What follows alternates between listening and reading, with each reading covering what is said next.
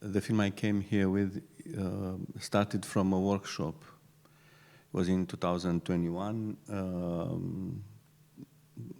Two friends of mine, actors, they are having this school of acting for cinema or something like this, and usually they invite directors to give speeches talking about masterclass. So they invited me to do a workshop. And I said, okay. And because I did this already in Toulouse and Grenoble previous years ago, and we tried to do our best in order to make a film out of it. Because I do believe that learning something about acting is while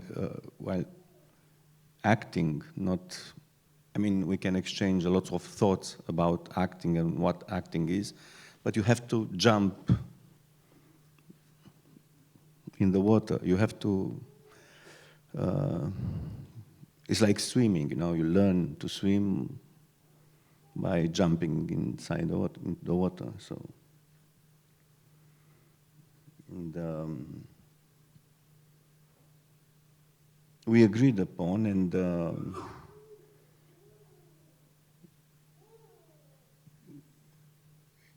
it was paid. They had to pay something for the workshop, and we decided to put the whole money into the production of the film. There was not enough money, and anyway we had to look for money elsewhere. Not me, but them. And then afterwards, during the post-production, Anka, my wife, because our company entered into this project, and she starts looking for money for, and then Thomas, Shellac Film from Paris too. But what I wanted to say is that I told them from the beginning that I don't want to get any money, because I had to be free to push them to their limits. And when you are being paid by an actor, then it's very hard to deal with the whole thing. How much are you going to ask from him? And how many no's are you going to spit into his face? Because this is how it works, actually. It is a rehearsal, working with actors, a long series of no, not good, not enough, not there, not that. And it's extremely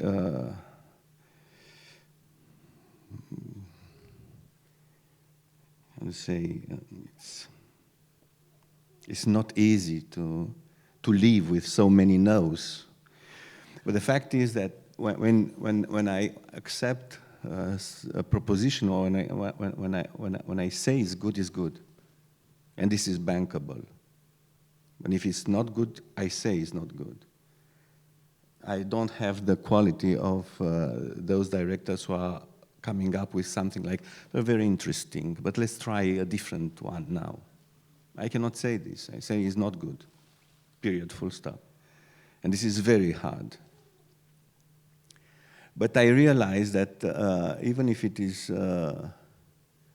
bringing up, if this attitude of mine is bringing up a kind of sufferance, it is a good sufferance. Because it is a sufferance that is coming up out from your struggle, the struggle of the actor with his ego. And what very few actors understand is that your ego is your enemy. And your narcissism is your enemy. At a certain point, because I asked the actors, how comes that one day you told to yourself, you said to yourself, I'm gonna do this, being an actor, and be on stage, and a lot of people to look at me.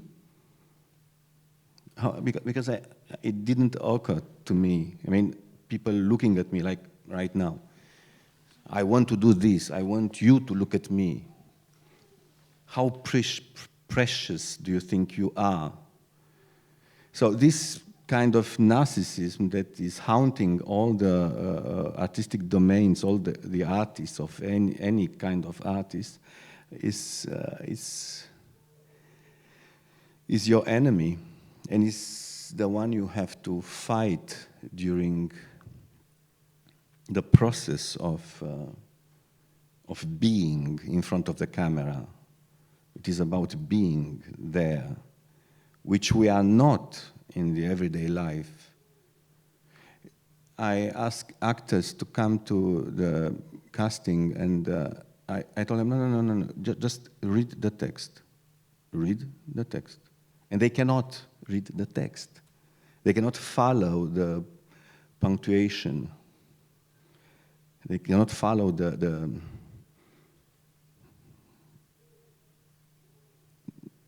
sense of the words. They want to be, they place themselves above the text.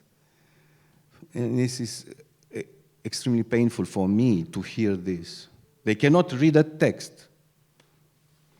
They want to be creative before knowing, understanding what it's all about. And most of them, they don't dare to read with their tools in front of me. Use your tools, but I want to hear you reading. They don't dare. They're afraid of the text. So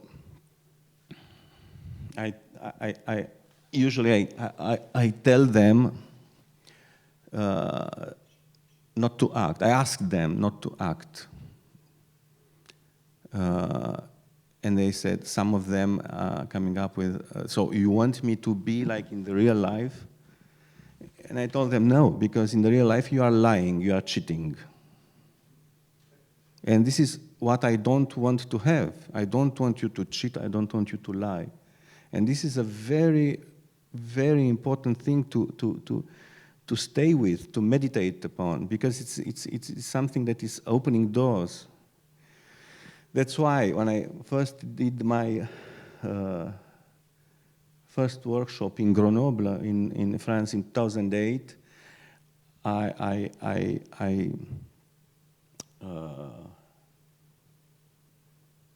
we worked on a text of Harold Pinter, 10 sketches of Harold Pinter, and I proposed / imposed them to read this not just funny, but quite funny novel of Luigi Pirandello, Uno Nessuno 100.000. I believe this is the best book somebody from outside, from the exterior, from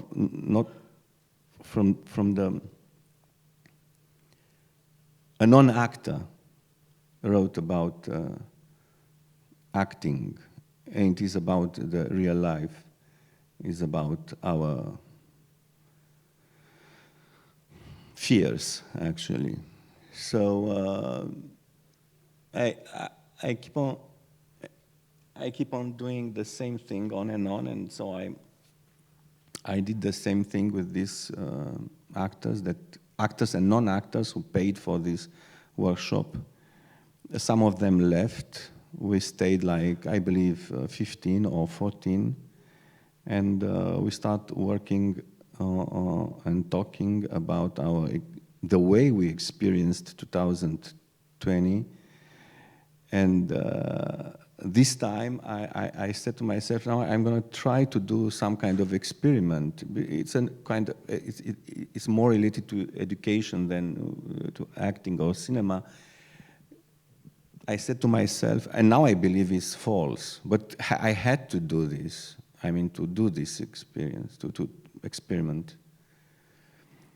I said to myself, if the actors are participating on the writing of the text, then they will, somehow the text will be theirs, not just mine. It's not just an imposition.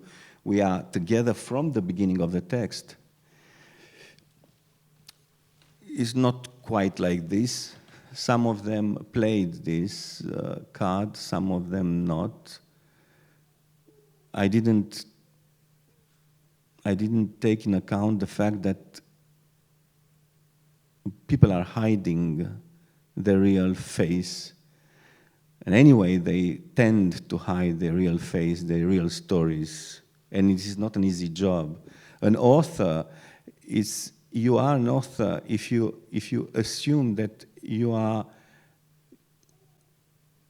being an author is putting yourself in danger. You have to put yourself in danger, assuming the fact that there is danger there when you are talking about the way you see the world or your experiences. I believe an author is somebody who's testifying, and this is not an easy thing to do. We tend to protect ourselves. We tend to arrange the whole thing in order to survive the process of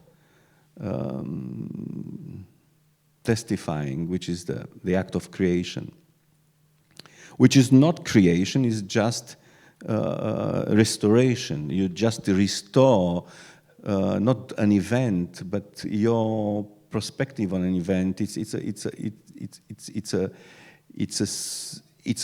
like a soup that is keep on boiling, even after the film is done. It's a long process. Just pick that moment. It's just a moment in time, your film, but the soup is boiling and keep on boiling on and on. You cannot escape this. If you enter this, if you open this door, then after you are going to be you yourself most of the time in a process of creating, asking yourself questions about the world on and putting yourself in danger every time, because you tend to grab all the ideas that are protecting you, presumably. You don't know. And you have to explode these ideas. You have to question these ideas, on and on. It's a long process. In order to say, I know that I don't know, you have to suffer a long series of deceptions. Because this just to say that authors from any field are humans before being authors. That's why the other night I said that for me an author is the child from Hans Christian Andersen who is shouting, "The king is naked." This puts you in danger. But this is how it works. Otherwise, you are just feeding all the authoritarian tendencies of the people you live among. No, it's. I'm not an expert. I'm not a philosopher. This is the job of the philosophers, to enlighten us, to clear a bit the air. But I believe all systems are working like this. It is about feedback. You have to give a feedback. You cannot be angry with the guy that is in power if you didn't object. Object. The guy, maybe he wants, maybe, I don't believe this, but let's say maybe he wants to do good things, but he assumes that the good things he's thinking of, the good things that usually he's doing for his family and his gang, is the good thing. It's also a good thing for you. And you have to say, no, this is not a good thing for me. Now, looking behind, I mean, the whole history of culture, there are lots of moments episodes where not just the artists, but the people who dare to answer back, to say no or stop, they they met their death. No, they were discredited or even killed. That's why I'm saying. I mean, I want to say that being an author it means to put yourself in danger. Why? Because speaking out the truth is putting yourself in danger. Doesn't mean that the author is the depository of the truth. But this is what you have to look for instead of putting the spectator in danger. You have to put yourself in danger. And if putting yourself in danger means that it triggers the same thing for the spectator, so be it. But I have a very, very strong reaction. I'm rejecting all the films and books that belong to authors that are preaching and manipulating the audience and the reader. So with all this thing, we start working on. And I said, listen, let's do something big, because anyway, we don't have money, let's do something impossible. Impossible. So we start off, we didn't start, but we talked about, and we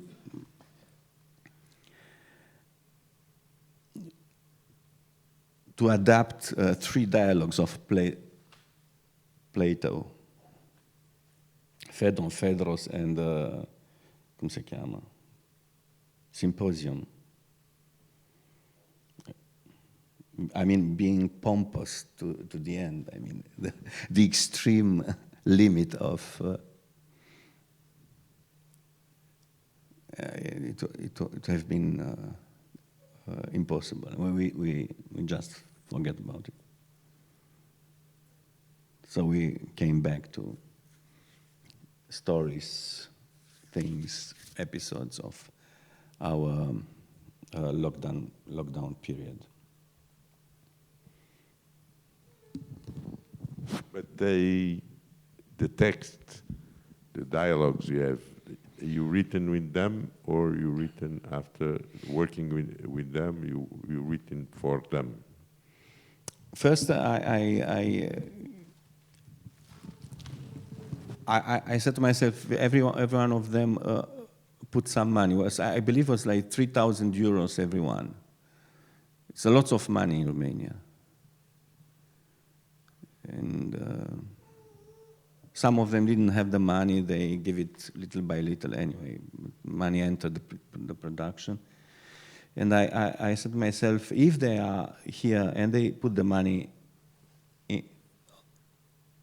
in this film, I have to find the right formula in order for everyone to feel how it is to act, to really act, not just to say 3 lines and then out. So I had to imagine a situation where every actor is having a lead role. So they are traveling from a film to the other, and we get in the end 8 films. It is not about talent. I have Jacques Brel is talking in an interview about talent, and he's saying that talent is to desire something really hard. And if you really you desire, then you will find the way to get it. I don't know if it's desire. For me, it's the courage. It is about courage, especially in the case of the actors. We are faking it pretty much in the real life, and is very hard. You know, you came to work with somebody who's telling you that you are beautiful. It's don't change a thing. Just deliver the lines. You understand the lines? Just say it. Don't act. Don't. And it's impossible because it's very hard for you to believe that this guy really likes you. You know, you are spending your life. You spend your life in front of the mirror, and you find a lot of little imperfections, and then this guy is telling you that you are beautiful as you are. And I believe it's. I'm not playing with words. I believe that all humans are beautiful. They just need the courage to assume themselves, and this is hard. Because of course there will be some voices that are going to say bad things about you, some good intended people who are going to spit on your image. So you tend to protect this image, and then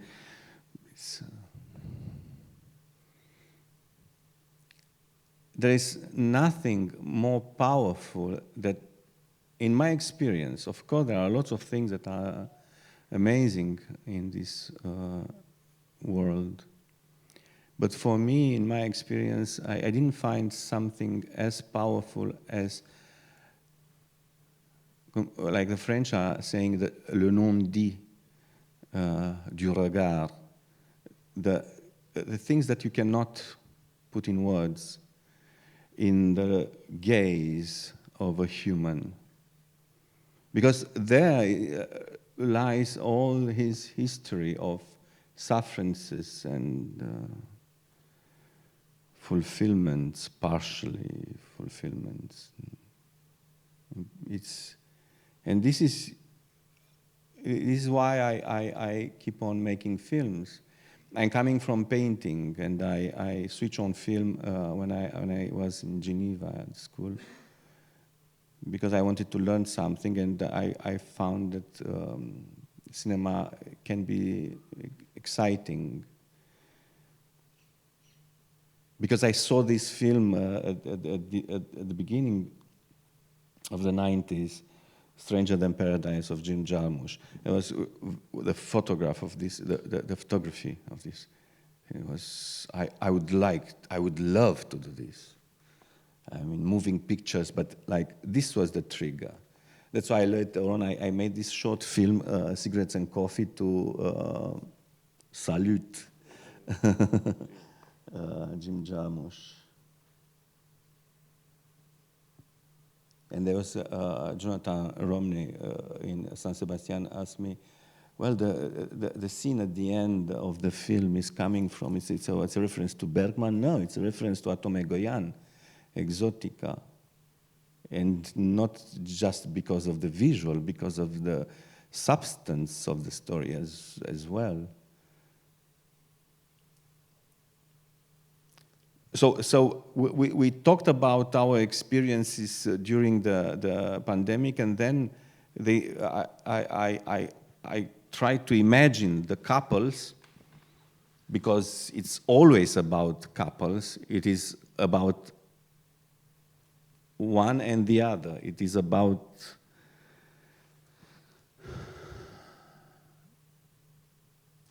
the confrontation with yourself.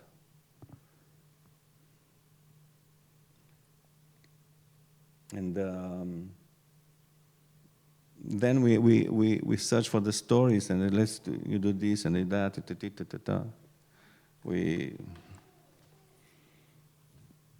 At that point, two actresses, non-professional, they abandoned.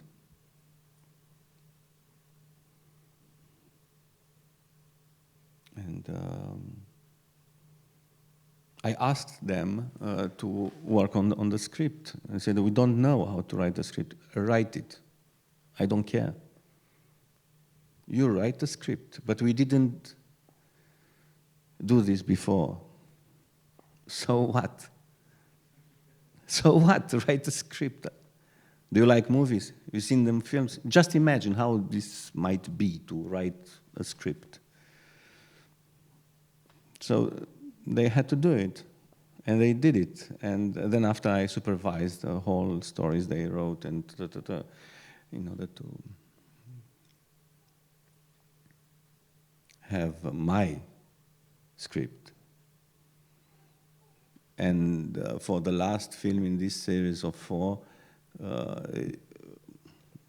we had to, at the beginning we had to do 7 films, but Dorian and Dragos, the owners of this school of acting for cinema, they asked me, please write a script for us, and because we would like to act.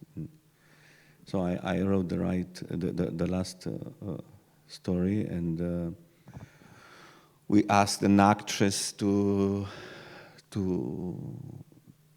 come and do the part, and she said yes, of course. And then she read the text, and no, I cannot do this text. It's too much for me. I cannot do it. So in the end, we arrived at Adelaide, and it was hard with her also because she was also afraid. And I told her, listen, jump. I'm here. I'm gonna cut your fall. I'm here. Let's jump.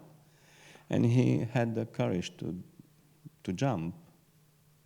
It was a very difficult text, especially for her. She had, at that time, a little baby girl of 8 months, completely different state of mind.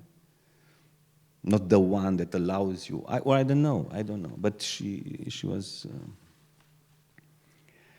So all in all, it was like a composite, this workshop, and we came out after 12 days of shootings with this, 12 days for the other. So we have like 5 hours of films that we got out of 24 days of shooting. But it was like the fact that things went not easy, because it wasn't easy. It was hell. But to get this after a film, this film after 12 days, it is because of the desire, the determination they had, the actors. They all of them wanted to, in different degrees, let's say, but they wanted to get it. It's like somehow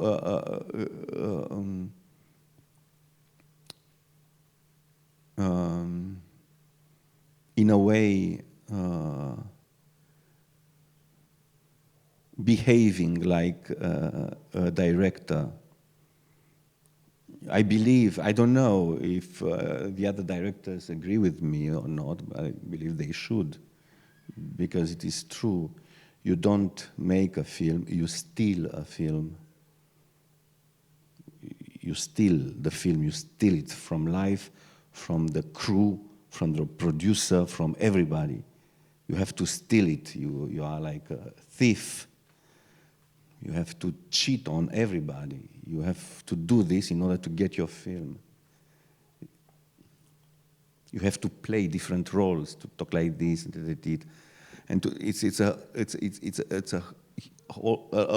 strategy, a huge strategy. You are deploying your armies in order to get your film done. Because inside a crew there are just 3, maybe if you are lucky, people beside you who really wants to do the film. And you are lucky when the producer wants to do the film. But if there is you and the producer and somebody like the DOP or like a main actor, then you are in heaven. You make the film. Otherwise, all the others are there for completely different reasons. They are not for the film. Usually the DOP is there for the image. Usually the sound engineer is there for the sound. Usually the actors are for themselves, not for the film. Everybody is defending his chips. The art director is thinking just about his job, and maybe it has to be like this, because otherwise, I mean, it is impossible. It is an utopia, you know, a situation like this, to imagine a situation where all the members of the crew are are solid there. But with three people, you because the others are going to follow. The others are going to follow. So they are going to tell themselves, it's serious. Like when I did the Sierra Nevada, for example, I worked with Dana Dogaro, who's an experienced actress and well known in Romania, and all the actors are, very respectful towards her, and there were lots of small debates talking about saying like this or like that, and she said once, please, listen to him. Listen to him. That's all. And they said, maybe, because when you ask them to just listen to me, it's not enough. So you have a long experimented and famous in Romania actress who said, just listen to him. Said,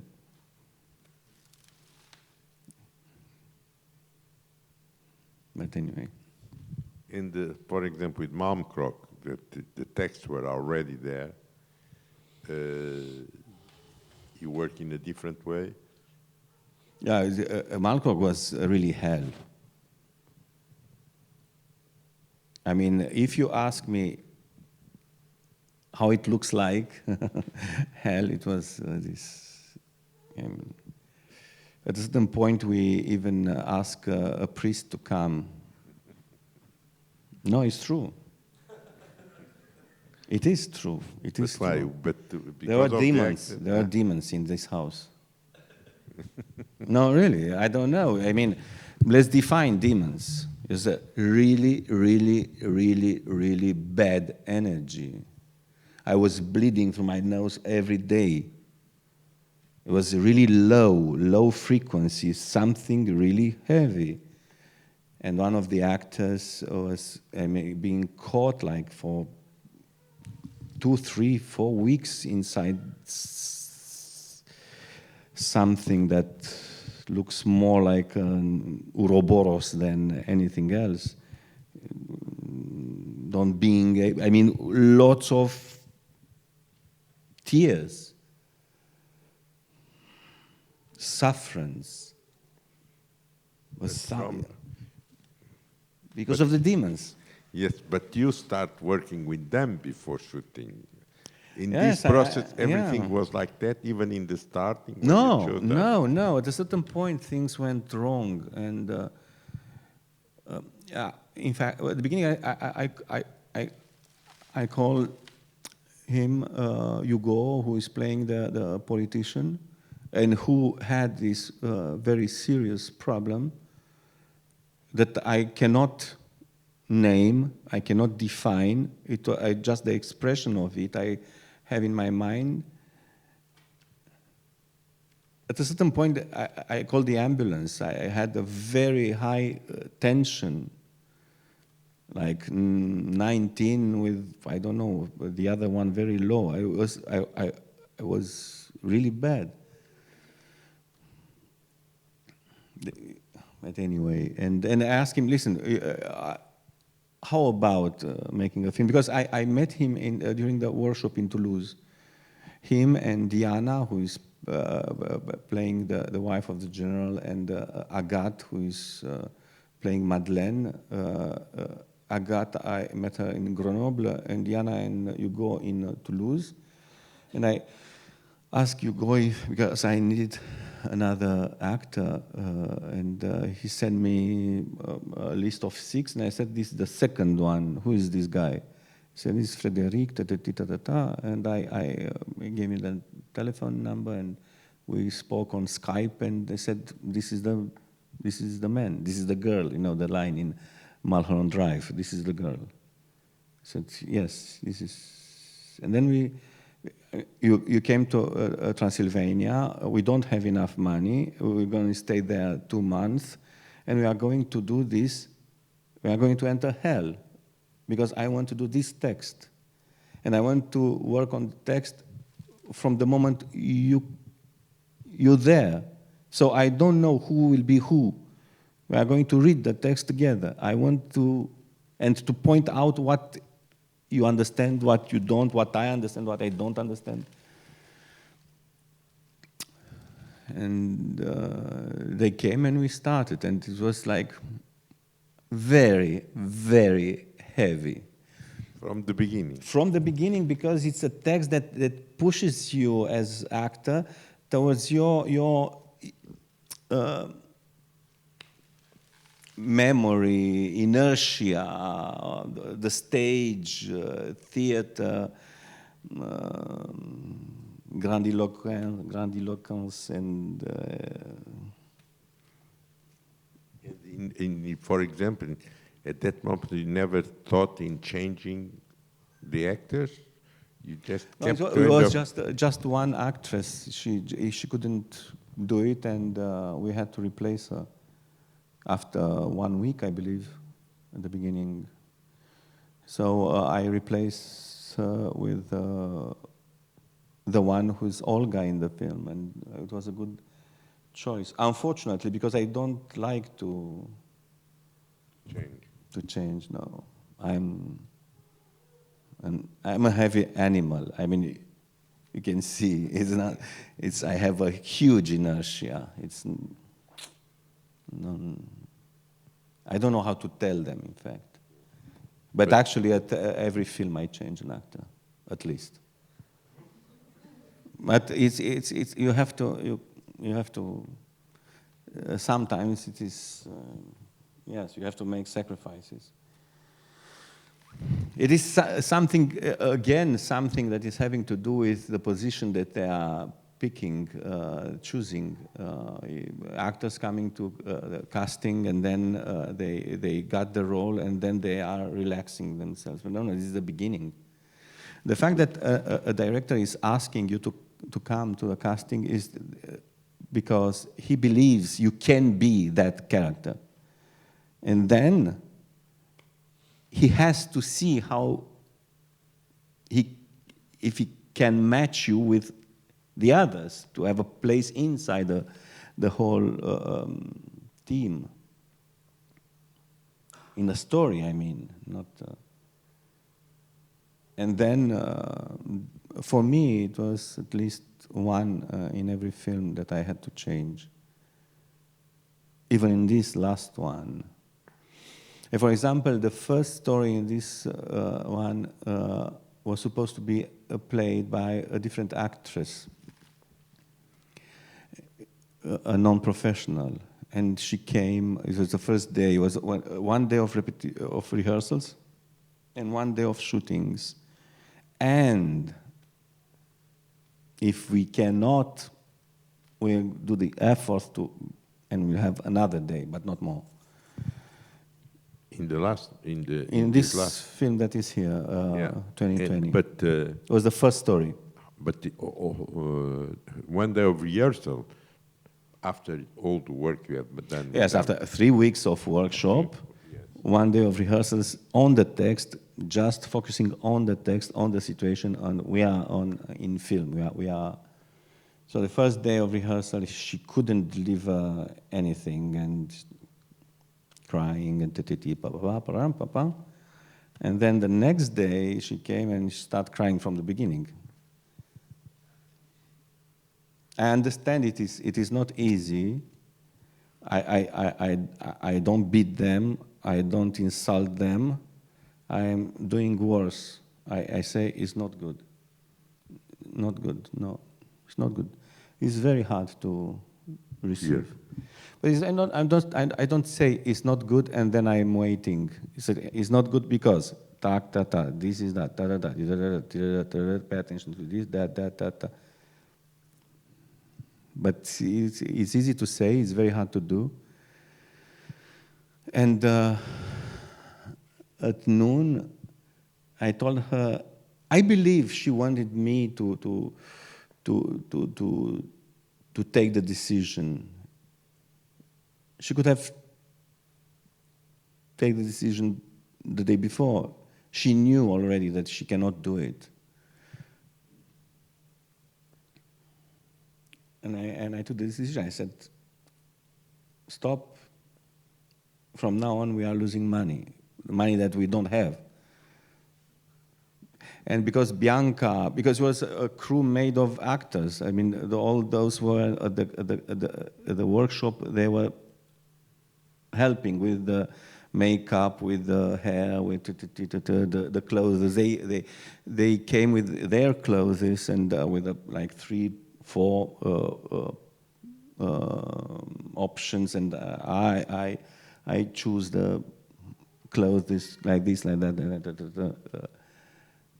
And Bianca was doing the makeup on this first film. I turned to her and said, listen, you take the text, and tomorrow you came with the text ready to shoot. You are going to replace Lucy. I made a change in the text, and there is the moment where the son is making his appearance at the beginning of the story, and the patient, the client, said, "You remind me of somebody, a friend of my sister, Lucy." So I put Lucy in the film. I said to Lucy, "You cannot do it. You can go. Bianca, you take her place." And the next day, Bianca came with the text, and we had like 19 takes, and we framed it, we wrapped it, 19 takes. Well, the first 10 were, we didn't go to the end, 10 to 11. I had the possibility to choose amongst 3 complete. We had like 7 complete, but were not good. And it was the last one when we stopped.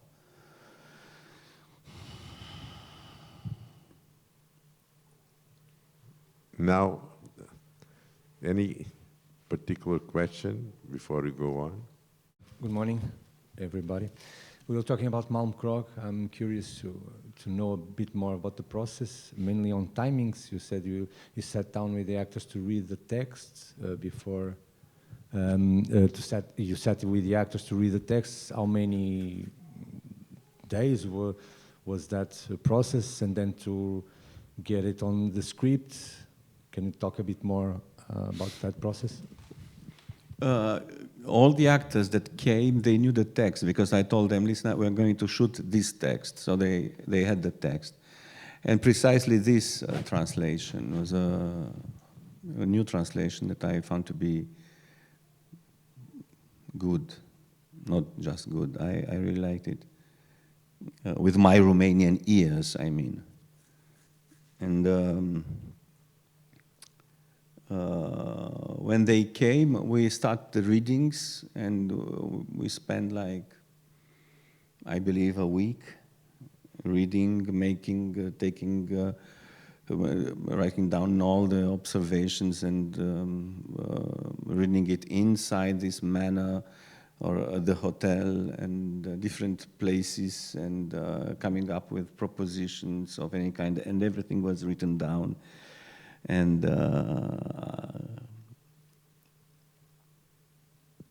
we did interventions in the text, and we cut pieces here and there, that we later on we jumped on cutting, because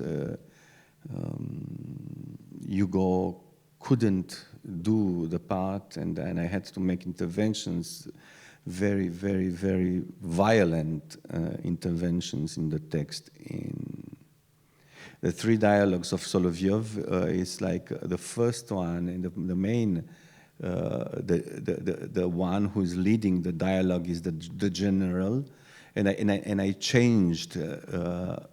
I forgot about the general, and I invented the wife of the general, and she is reading a letter. This is not in the text. I had to invent this because of all of them, it was just the general who saw the horrors of war, and he had a very, very strong argument, and I find it to be unbalanced.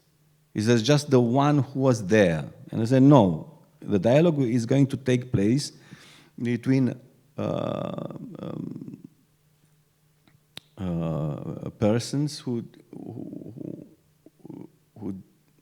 didn't saw the horrors of the war.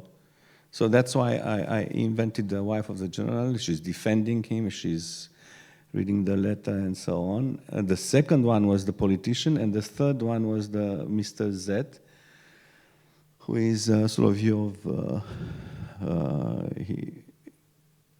He's defending the position of Solovyov in this confrontation that he had with controversy with Tolstoy, Solovyov / Dostoevsky.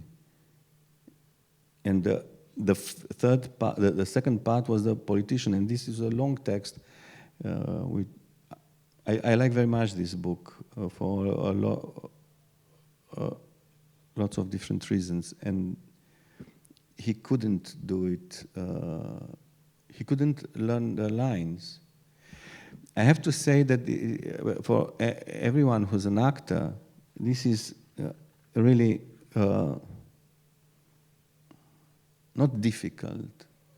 It's more than difficult. Au-delà de la difficulté. It's. But that's why. But they had already the text in their mind. You wanted them to know already the text, or no? Because I distributed the roles while they were there. So we had 60 days. Okay. Out of 60 days, I believe we had like 42 days of shootings. So what you have? 80 days. 18 days, but 18 days not still, because Esther had to go. Marina came and replaced her, and she had. I wanted to save time, and because Frédéric had to be in Marseille because he had a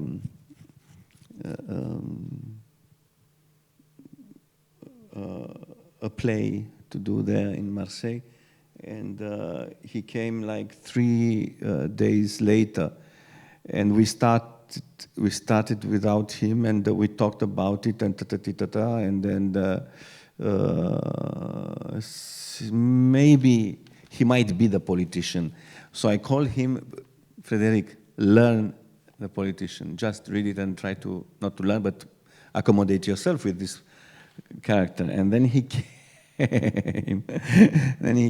And it was the first time I saw him alive. I mean, face to face.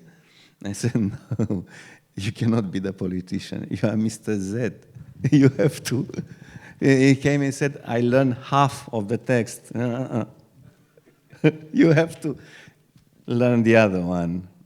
And then, but I was lucky. He's really great, Frédéric. They are incredible, but you didn't know the work they have done before? No. Just because the three of them I met in Grenoble and Toulouse during the workshop, and they were actors, and they are actors. They are working in theater. I haven't seen what they did in theater. And Frédéric, I didn't know him, but as I said, I was lucky. Frédéric Schulz-Richard, and he's Franco-German. His father is French, his mother is German, so he speaks both languages. So, and he's very supple in his head. And he was very serious. He was hiding himself in order to learn the lines. We find him, once I found him in the toilet. He was just reading the text, because he was hell in that manner. You have all the crew, everybody's working, shouting, making jokes. You know, it's a very dynamic crew. They are happy to do a film. I don't know, they are very, like in a holiday. Nobody's paying attention to the actors. You say, stop, okay, and now let's rehearse. And then everybody's talking and moving projectors, and you have to shout, shut up, shut up, shut the fuck up. We are working here. And then little by little they forget, and then they came back to their habits. And talking about things that are not related to the text, especially to a text from 1900. We are talking about everything from politics to football. So, and he had to hide himself in order to. He had the biggest chunk of the text, Frederick, and he delivered. He was really great. But you changed the way of working with actors in each film, because some of them, they never been acting, others are, or you always should keep more or less the same principles of working in all your films? I try to adapt to every person, but this is something that we call chemistry, and if there's no chemistry, it's very hard. And there is a mechanism of seduction that is at work. You have to seduce them as well. You have to let yourself seduced by them, and then it's a very dangerous thing to do, acting. And what I'm telling them is that to stay away of sleeping with one another and going to these kind of troubles, because it is very dangerous. You can slide in that direction. It is very dangerous. Because it is about seduction. Because they are very, very close, these two channels, and it is not. There's nothing sexual in it. It is just love. You have to be in this state of love. I don't know how to explain it. That's why it's dangerous, because you think that you will fall in love. You didn't. The shooting stops, and then you look at this guy like, it's a stranger to you. But till that moment, you already slept with him or with her. It's completely, it is dangerous. And you are exchanging not just words. It is no, it's very dangerous. And when I'm doing workshops, this is the first thing that I'm telling them: don't even think about, because you are going to suffer a lot. It's going to be hell. You don't want to be there, but just try to find a way to the other person and forget about all the details, possible details of a sexual relationship. It is about loving the one in front of you, like your brother, like your sister, you will die for. It's like your baby, it's like your mother. Forget about sexual matters and be there, be solid there. Because it is not easy to carry on all this testimony.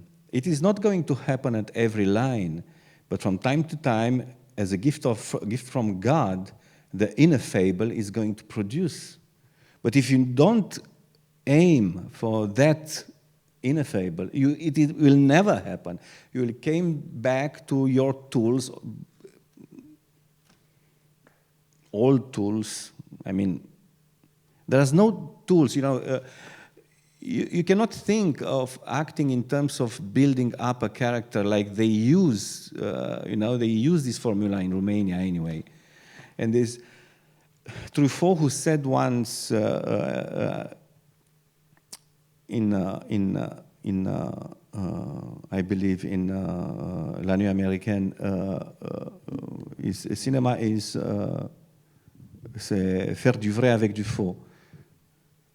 To do the truth, to make the truth with lies. I mean lies because I am not the character in the film. I'm an actor. These clothes are not mine. The interior is faked.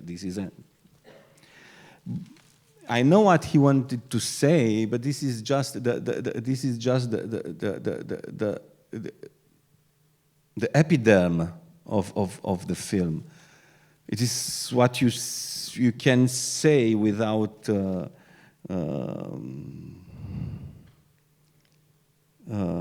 any risk of error. Like it's like the definition of a painting of Maurice Denis.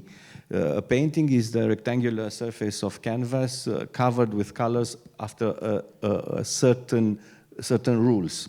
Okay, it is that. But but it's not enough.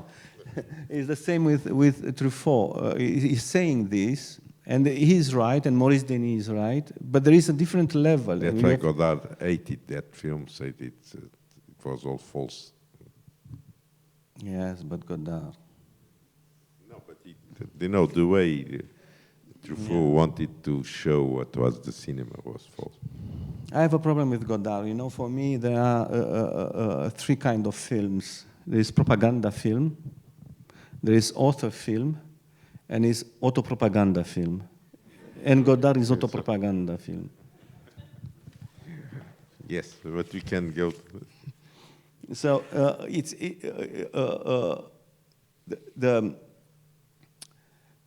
the fact is that the truth you cannot build up. It just happened. If you understand this, you understand everything. And then you are not going to lose your control. You are not going to be conquered by your fears. But you have to go on and on and on and on and on to be there. You say, why are you taking doing so many takes? Because they are going to be tired. So tired, then they will forget of their image. They will want to go home. Fuck you, fuck your film, fuck your text. I want to go home. Okay, I'm going to deliver. And then they are true. They are true, and then they are true. Because they are not building up their image. I'm building the character. No, you are not. You are building the image of yourself, the image for the parties after the film or after the premiere. You go, wow, the performance, yes. Wow, wow, wow, wow, wow. And they like to do this, to shout, ah, is the emotion. What emotion? You just shout like crazy. Why are you shouting? Why the gesture? So everything is complete. It's no accident. It is not like accident. It's not aiming for the accidents, but the accidents are a proof of being there. And then they after say, "Oh, great, this," and then they start faking the accidents. No, you cannot fake an accident. That's why you cannot but be. Because you know the text, because you know the text, when you know the text. But let's say, when you know the text, and after the first takes, you know the whole construction of the mise en scène. You know where to go, what the other guy is going to say, ta-ta-ti-ta-ta-ta, everything. So, when in this context an accident appears, then you have to exploit it. Not everyone is ready for this. And I install accidents. Like, for example, I tell an actor, no, don't go there now. Do the other way around. And then the camera is surprised. I tell the camera, it's like a long fight. This is the fight of my life with the DOPs. The camera does not anticipate. Never. So they want to anticipate. You want to show me that you read the script or what? The camera does not anticipate. If you have to get the feeling of a situation that is taking place here and now, don't anticipate. When you study painting and, you start by studying, of course, composition too. And the composition is like a part, I start studying at 10, painting, art, let's say. And the composition is something that it becomes part of you somehow, part of me anyway. And from that moment on, it becomes unimportant because I am looking for something that is not composed, not something that is unbalanced, but something that is not, it does not appear as a composition. And it's not an easy thing to do. Actually, it's from time to time that you get some kind of image that you expect for. Otherwise, for reasons that are being related to the text and to lots of other things, and who is the guy, who is the one who is telling the story? Does he know what is going to happen? All the accidents that are taking place in my films, I'm receiving them as gifts from above. It is some kind of divine intervention. And it's true. Like in the last film, because Dragos is having a diabetes, he's having this health problem, he's wearing with him this pen, like a syringe, you know, it's for balancing the level of insulin, you know, glycemia, anyway.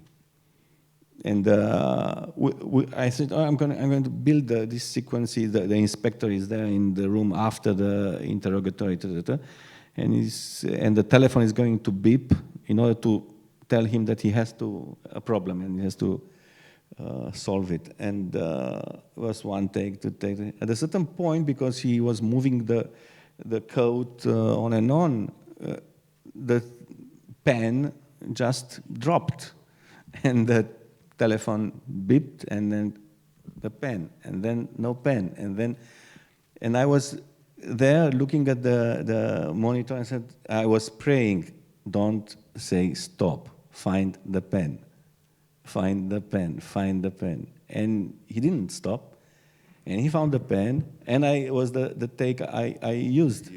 And then Dragos saw the film and said, yeah, yes, I like it, but not the thing with the pen. So what? Why? It's perfect. Because the expression was a real one. You cannot get this expression. You have diabetes, no? You lost the thing, and then you have the expression. You cannot fake this. I say, yes, but people will know that it is Dragos Bucur, not the character that lost the pen. No. No, nobody will know. It's your character who lost the pen. Of course. People are entering cinema to watch a film, entering the theater to watch a play, no? The convention is already there. They will not, if you are a bad actor, they will say, this is a bad actor. But if not, if you are good, they say, well, they are there, they are experiencing a moment, something great. Hi, I really like your film Aurora. It's one of my favorite. Which one? Aurora. Aurora. One of my favorite films ever. And probably you answer this in every Q&A and interview, but I haven't read it or been in one of the Q&As. But how come was your decision to be yourself the actor? Because I am very much in love with myself. No, I did a casting, was like 60 people came, and I couldn't find, I said, I need a male, the character is a male, an engineer, 42, 45 years old. It had to be like this, it was my age. And then after, because I couldn't find it, and then okay, fuck the age, I'm going to ask people for 50 and 60 years old, and then back to 30. It was, and Clara Voda, an actress who is playing in the film, I asked her to come and to help me for the casting, and to help me in a dialogue with the one who's was supposed to be the main character. And after, I don't know, 3-4 days, she asked me, why don't you play you? Because I'm here giving the lines, and you are giving, what I hear coming from you is the best thing I heard from this experience. I mean, from all these people. And they said, no, I cannot do this because I'm shy, and I don't have the guts to step in front of the camera. And it will be horrible for the film. It will be very difficult. And then I get back home, and this stayed with me. And I start questioning my position. What is this film about? What is this film about? The starting point of this film was a statement, was something that I don't know. It was a very strange period in my life. It was a very, very strange period in my life. And a very strong sense of solitude.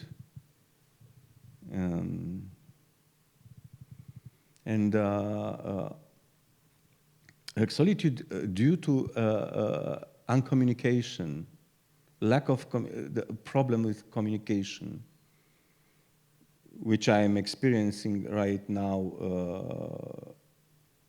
every day. But I became calmer because you grow old and then you calm down. I think it's chemistry. It has to do with chemistry. But at that time, I was furious because of this problem of communication,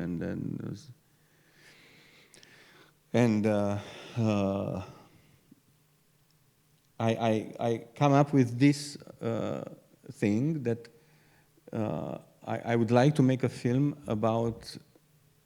I said to myself, the problem with communication is not because it is that you will never know what is happening inside somebody's head. You are relying on signs, words, intonation, tone of the voice, but not more. You cannot really get in touch with that person in front of you. And not because the person in front of you is defending, but because you cannot escape your own head. So you are being trapped inside your head.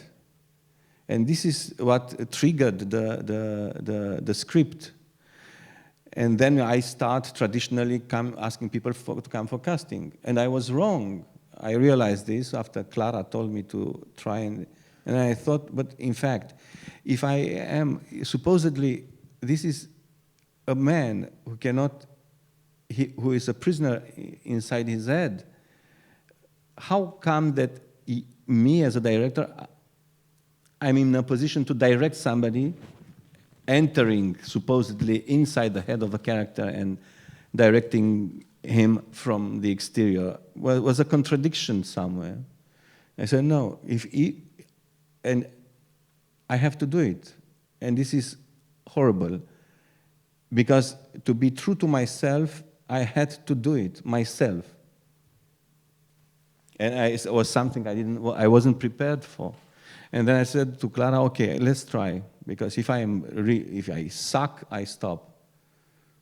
And I sucked, and I didn't stop. I start cutting from expression, from tact. And then I did again, and again, and then I said, of course, it has to be, this guy has to be prisoner inside himself, and limiting all the expressions. And because it was, you know the book of Job from the Bible? This is a great text. It is a great text. And God takes from Job everything. And he didn't lose his faith. But anyway, for me this had to be an upside-down Job. He is losing his wife, he's a divorcee, and then the hell break loose. And he started killing because something unacceptable happened in his life, and then he started punishing. taking the position of a sort of superhero in order to punish everybody else. But because being a prisoner inside his head. I mean, going to the last consequence of it. And Luminița Gheorghiu, the actress I worked on the death of Mr. Lăzărescu, and then I asked her to come and help me in Aurora too, because I fired an actress. And after watching the film, she told me, I understand now, while watching the film, why you cast yourself. Because what you do in the film, it's impossible to translate into words, to come up with an indication for the actors. And it is true. It is true. And during the shootings, this was the hell of my life, Aurora. Because we stopped the shootings, we couldn't, it doubled the time. I couldn't take this in account because I was stupid enough not to take this in account. Because of course I'm the director and I'm playing the main part, and then I have to go to the monitor and check what is, and it's doubling the time, and then we stopped, and we for the summer, and get back in December, and we finished the film. And I was there in this, and we came up with like 5 hours of film, and we reduced it to 3 hours. I reduced it to 3 hours. And in terms of acting and the, cum se cheamă, anticipation of the camera, we start working with a French camera guy, and it couldn't work, and then I had to rely on the guy who did the light, the DOP, the Romanian DOP, Viorel Sergovic, who did the light, and I had long fights with him, and he got it. I mean, he understood, but it was very difficult because the inertia of his education was so strong. He couldn't let myself leave the frame. And I said, okay. So we do the rehearsal, and I went different direction every time. He couldn't say where I go, in order to make the camera not to anticipate the moves. This is the good thing about the film, being in front of the camera, fighting with the DOP. Yes, it's like subverting. But this was good, because then after, little by little, he realized that the way I'm approaching it is not like, aiming for this object dreamed by all the DOPs, all the directors, the film. Fuck the film. I don't care about the film. It is this experience and what we can get out of this experience. A film is just, cum se cheamă, un side effect of an experience. It is a part of the leftovers. But the leftovers, you put together the leftovers, and you make a film, and then you have what you throw to the bin, no? Because it's more than just what you have inside the film, what you shot. You shot something that is sometimes more important than what you get what you kept inside the film. Considering both points of view, the experience of a film can be also an experience of self-discovery. It has to be like this. I don't know if you are going to discover yourself, but it has to be like this. That's why I'm saying that the film, the result is not as important as the experience itself. If you ask a lot of directors, they will say, the part, I heard this in an interview with Kieślowski when I was in Geneva, a student still, and he was saying, he had been asked this question, and then he said, what I prefer is the writing of the script and the editing. I hate the shooting. I don't hate the shooting. I love the shooting. I love this hell. It is hell, and I have a lot of problems I cannot solve. And I feel comfortable. I mean, yes, this is life. It has to be, but you have to face it as such. Because what you get there during the shootings, it is, if you are interested in humans, if you are interested in your beautiful shots, then, of course, is to avoid the shooting. But if you are interested in actors, what they can deliver, they are not there when you write the script. They are not there when you're editing. When you're editing the images that you shot already. But while on shooting, you can push the limits. It's just then that you can push the limits. That's the danger. There is the danger, and they are going to defend themselves. And when they are defending themselves, I bring on the nukes. And I nuke them. Not themselves, not them, but their convictions. Because it is protecting, people are protecting themselves. Protecting from what? No, you know, Cristi, being an actor is it's a difficult thing, profession. It's one of the most, fuck off.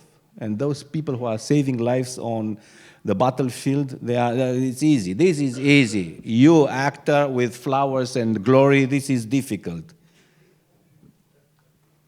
No, it's just childish.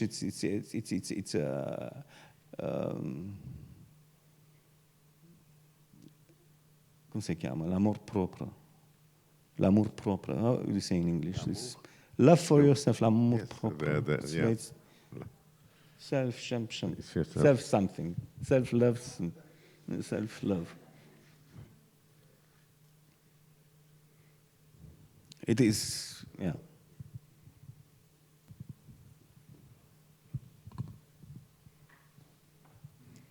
Of course, when I'm talking like this about the actors, they're gonna hate me, but I'm used to.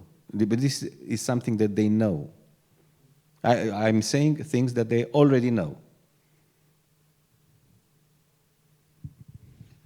So you're telling that ego is a worst enemy of an actor. What could be his best friend? Oh, the opposite of ego. In the process, what advice Humility is the opposite of ego. It's what I realized. You know, we are living in an age of we are living in an atheistic world, little by little. There are questions you cannot answer, like in black and white. The question of God is a very serious question to ask. There's no answer to it. But together with this are the teachings of the, I don't know how you call it in Portugal, in Romania, calling the, come si chiama, Holy Fathers of the Church. You know, there is a lot of teachings about a lot of things.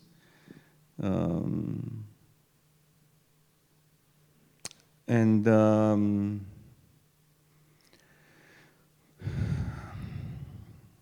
like in 2020, I had this epiphany. Because of course I've been educated under the communist regime, and it's atheistic education.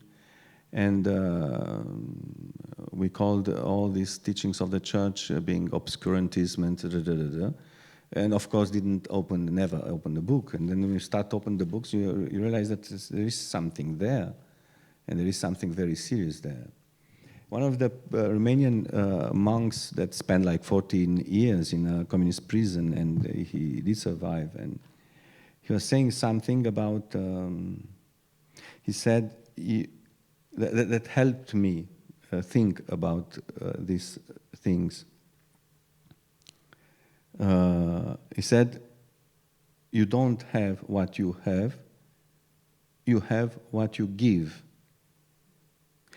and you don't give what you have, you give what you are. And generosity meaning giving what you are, for me is the definition of an actor. And not just of an actor, of a doctor too. And I start asking about this. You know, humility was being defined as a loss of dignity. It is not that. Humility is the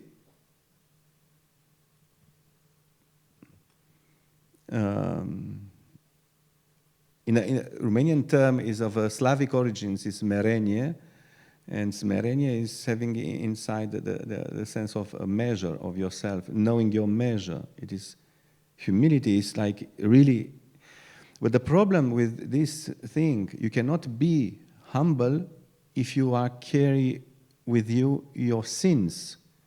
The process of confession, of spitting out the bad things your conscience is troubled by, is clearing your gaze, your perspective on life, on things.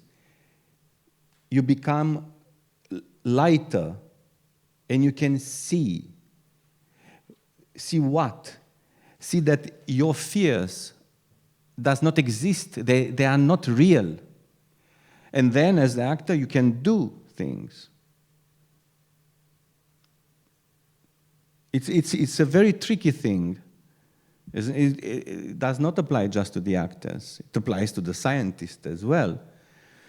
In the process of research, scientific or artistic research, you are being accompanied by your pride. You want to change the world somehow, and this is your enemy. You are going to push ideas that are not real. They are not verified by yourself. And because they grow inside your head, you tend to think that they are real. And I am sincere, I am true to myself. No, not at all. You have to test them on and on and on. It's a long process. The author is not just the one who's putting himself in danger. The author is always the one who listens, not the one who talks. I thought for a while that an author is the one who talks. It is not true. The talking is a side effect of, it is the expression, has to be the expression of generosity.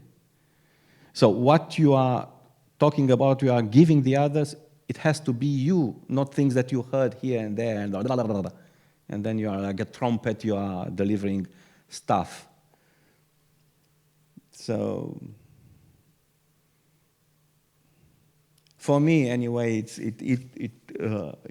this is somehow the way I would circumscribe the whole matter of the artistic ego, thinking in terms of listening, thinking in terms of humility. Because you know that you can, I mean, there's no one director under the sun that can claim that he got his film. The masterpieces means like 60% of what you thought about, felt about. It's like, I believe. You have, I mean, a bit more than 50-50, just, but not so much. Because if you, I mean, logically it cannot be this. If you are really an artist, you are going to be inhabited by the whole universe. You cannot put the whole universe in one film. The whole nuances, and there are conditions. Every work of art is being conditioned by its limits, no? So you cannot shoot.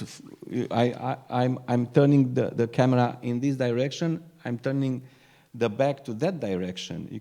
So you have to choose all the time. And it is not, if you are not choosing with your head, you are choosing with your heart. If you are choosing with your head, you are going to deliver dead films, already dead. It is a matter of heart, not a matter of head. Of course, you have to prepare yourself rationally. There are things that can be controlled rationally. But you have to listen with your heart. And you have to, as a director, you have to trust your heart. You have to trust. This is hard. Because you cannot come up with proofs. And people are asking for proofs. Well, why do I do this? And because I said so. Yeah, but in the real life, and you are going with real life. What real life? What real life? Your experience of life. My experience is different. How about that? It is like, actors are trying to do whatever they can in order to avoid the moment of the confrontation with themselves. And then they have a range of formulas. Do this, that. An actor told me once on a film, are you telling me how to play a dad? I play a dad in several pictures. I've been the dad of this, the dad of that, and I know what it is to play a dad. What is it? The dad is like formatted. The dad or mother is like, a dad. We are playing like this. The dad. This is the dad. This is the mother. But just to avoid the confrontation with themselves and to avoid you have to be there. And you have to be happy because there's no profession in this world that can protect you, where you can be protected as it is for an actor. Because it is yourself, your real inner self is being protected, is being mediated by the character that you are playing. Nobody will know that it is you. Nobody. You say, good, Chekhov. Have you seen it in that? Uncle Vanya was really great. It was you. Because that's why you were great. Is this line in La Maman et la Putain de Jean Eustache, where Jean-Pierre Léaud is saying, being an actor is being with the words of somebody else. Perfect definition. Being.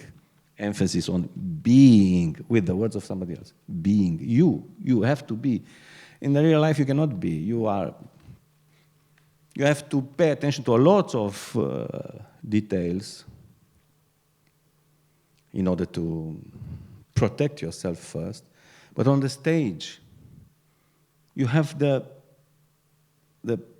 iron shield that is the character that you are impersonating, that is protecting you of anything, and you can be. The single situation that a human can be is impersonating a character. Otherwise, you cannot. You cannot. Nobody can. I mean, to be protected, to be yourself, you cannot be yourself, but in the moments, in the situations where you are being surrounded by love, and still debatable. Whose love? Because it is the partner is extremely debatable. If it is the parents, yes, or your children. I have to tell this very shortly, because it was hell. Huh? People were crying. It was bad energy, bad feeling, bad emotion, with pressure. I go to the mountains, you have this pressure, but no mountains. At the end of every day, I was leaving the house with huge pressure, like you have a tension. And not just me. And it was bad and more, and somebody, not me, somebody decided to call the priest. Asked me, you want to call? And there were two who came. No, it was, in fact, Jean-Paul Bernard, who did the sound on Malmkrog. I called him, he worked with me in Sierra Nevada, and I met him in Toulouse. And I said, Jean-Paul, I want to make a film. You come to Romania and make a film somewhere in Transylvania. Of course, I can. Of course, I want. I have just one problem. My mother, she's ill, and she's in the hospital, and I'd like very much not to this thing to happen while I'm in Romania. She was 94 at that time. And we started shooting, and Jean-Paul is from Reims, and he said, my anniversary is on the 21st of February, and I came with like 2 boxes of champagne, very good champagne from Reims, the capital of Champagne. And on the 21st, we shot in this manner that was remote, no réseau, no telephone network, how do you call it? No, and we finished the day, bad, very, very difficult one. We ended and we went to the hotel. And he told us, I'm waiting for you. You have to come. I have this champagne. I'm waiting you. I'm waiting for you at the hotel. And then I received this call. His mother died. We didn't have signal for the telephone, and so when he got back to the hotel, he received the messages like happy anniversary, and then condolences. In the same day, his anniversary and his mother died, and he had to get back to France, and then he came back, and during that period, something was like. The event itself we went to the hotel and we had the champagne, but for his mother more than for him, and he was sad. And this was an event that like came up as a confirmation of the fact that things are not kosher in that place. But every day was very difficult. And we asked, I believe Simona asked me to call the priest, and the priest came, 2 priests, and then they did the service. Well, after Jean-Paul came back. I believe it was on the 8th of March was the anniversary of the day, International Day of the Women's Day. And no, it was on the 7th. And they came at the end of the shootings, and they did their service. A lot of cries again, and they left. And next morning, I came on the set. It was at 7. We were ready to shoot at 7 o'clock. The actors had to wake up at 4 for the hair and costumes, and it was very difficult, a very difficult film for the actors. And then at 7, I was there in front of my monitor, and I said, ready to shoot, okay. Ready to shoot. I told the first AD. And then from above, we heard, no, it was a boom. And from my monitor, I had smoke from my monitor. And people from above, from the level above, start shouting, unplug everything you have, unplug everything you have. So it's, wow, it's Titanic. We are going to sink now. And something happened in the electric circuit, was this boom, and we lost like 10,000 euros in projectors.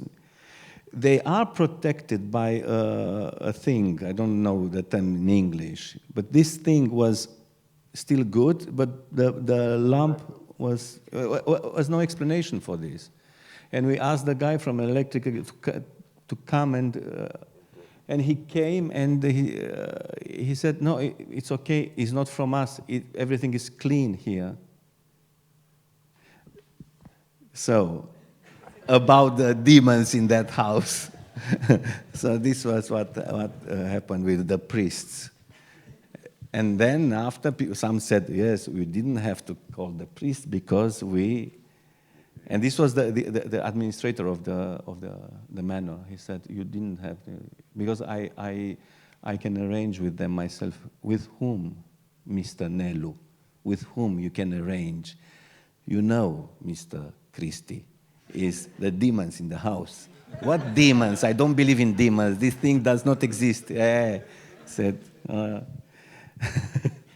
Anyway, this was what happened. And the first question, now I'm going to answer the question, because the first question was? Yes, it looked to me that you have to elaborate. No strategy. No strategy. No. No, but what I try to do is not, I mean, to formulate what I'm asking according with the person in front of me, which is something that you cannot do. You just assume that with this person you have to behave like this, with that like this, like that. And I'm trying, in fact, to underline the fact that it is for the film. It is not because I hate you. It is not, please, I don't know how to.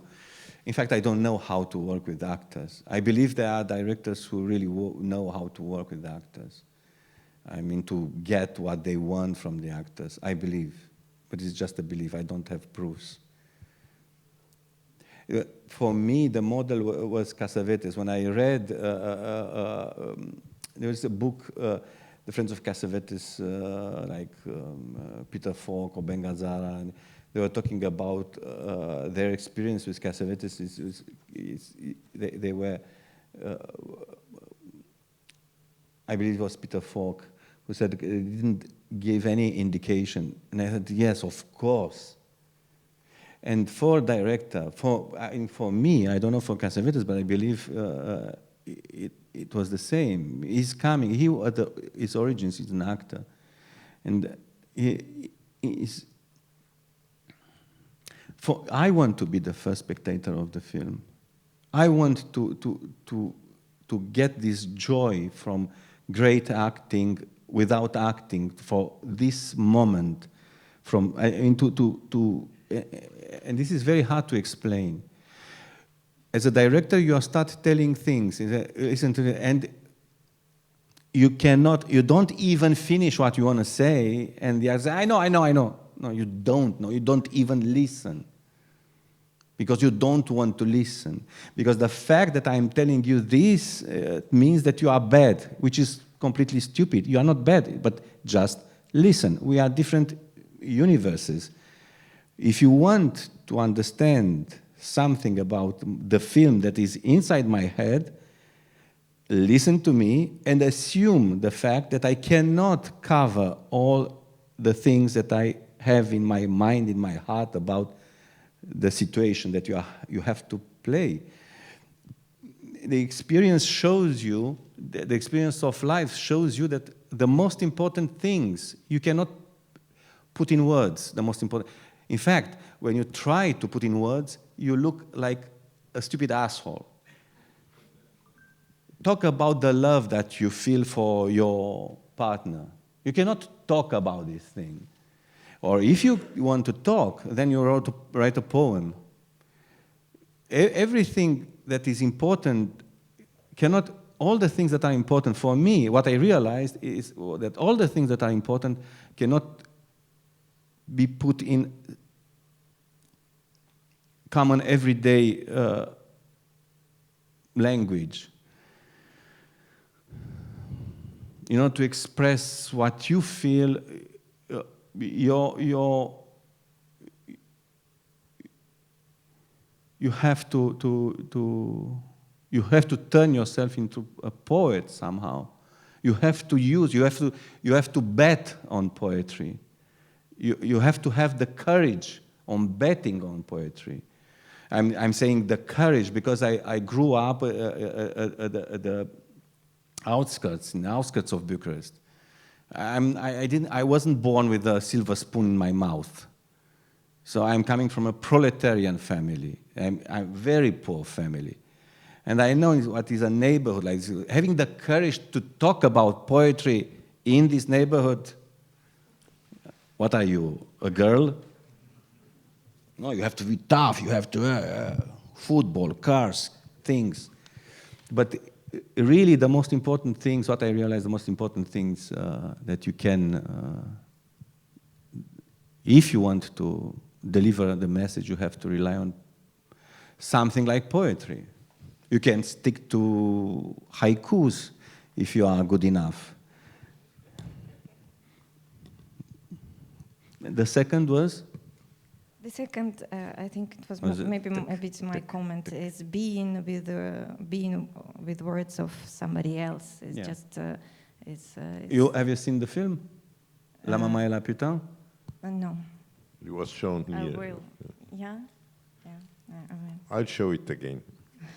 It's a must. You cannot find it on DVD. Because I have here DCP. I open the restored. But on DVD, I mean, you cannot find it. No, I know. And I know why. I know the family. Rights thing. I know the family. Yeah. It will be there. I have the VHS, the old VHS. I was a very good friend of Eustache, that I know. Yeah. And after he died, the son, Boris, kept all the rights closed for years.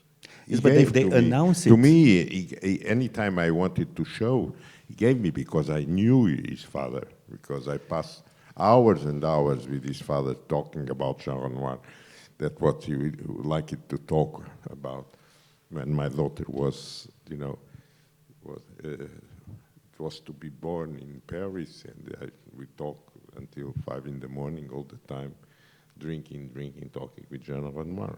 And one day I had all 35 prints he had.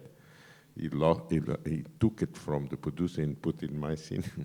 This is other stories. Anyway, but I show it here when they restored the print.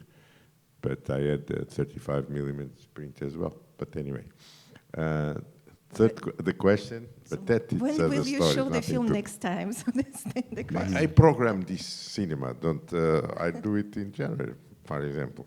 Let's do it. Thank you. Yes, actually, yeah, it was more a comment, my answer to why the actors are on stage.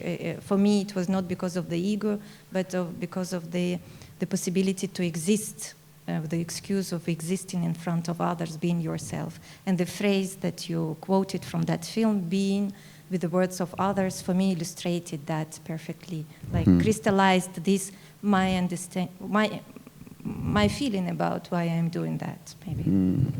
Being, to be, you have to exist. Nobody can beat us at this sport that is cheating on ourselves.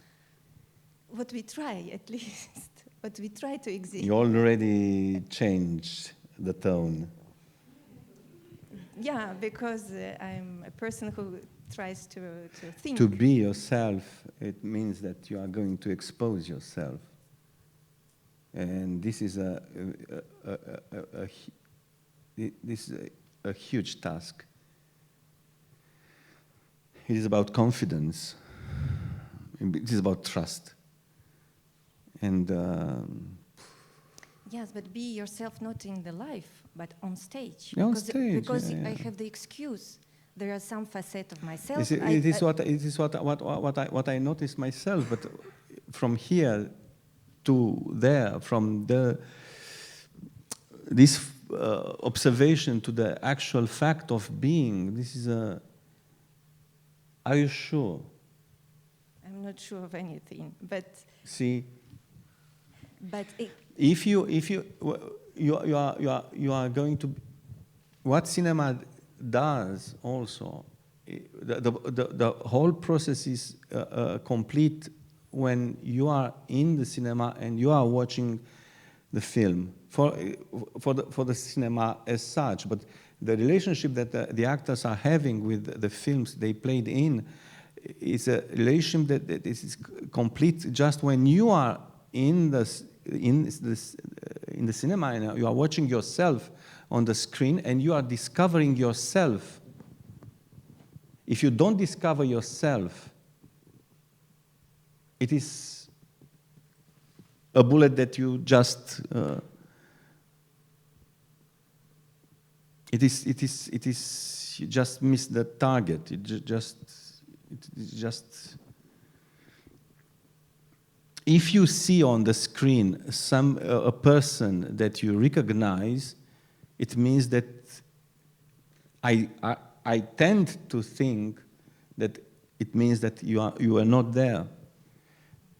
The whole thing is complete when you are, not even when you are watching yourself in the morning in the mirror, not even then. And you are alone in the bathroom. And you are programming the day that starts, and you're going to change this. Already changing yourself, already faking yourself.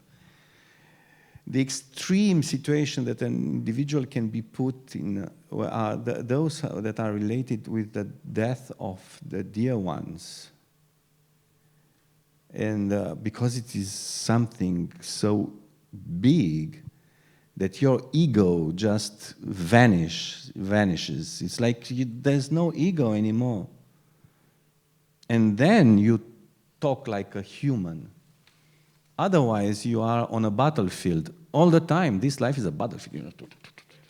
You know, and on stage, you're not on your own. You have your colleagues. And there is rivalry. Huge rivalry. Toxic rivalry. I did Sierra Nevada. I had like the most inside an apartment, 100 square meters, 16 actors, and the crew. 16 actors, men and women, and with history that I didn't know about. They are all alive still? No. How many dead? It was toxic. It was extremely toxic. So this is something else again. And to be yourself and to come si chiama? To overtake the pressure that is being put on you by the rivalry inside the group. This is a huge performance in itself. Really. And you know what I am saying here. It is very hard to live in. I mean, it's toxic, extremely toxic. But the glory, if you succeed, the glory is yours, all yours. It will not be any glory. It will be just a sense of relief, of peace. But this is hard. Not to perform, but to love your partners, to love them. And I know a trick for this. Just think that all of them were once 3, 4, 5 years old, your choice, and talk to those people there. You have an adult, but talk to the 3, 4, 5 years old person in himself, herself. You'll see that you cannot hate a 3, 4, 5 years old kid. It's impossible. And if you hate the kid, so go to the doctor. Go to see a psychiatrist or something. It is impossible. Okay, thank you very much. Thank you. Thank you.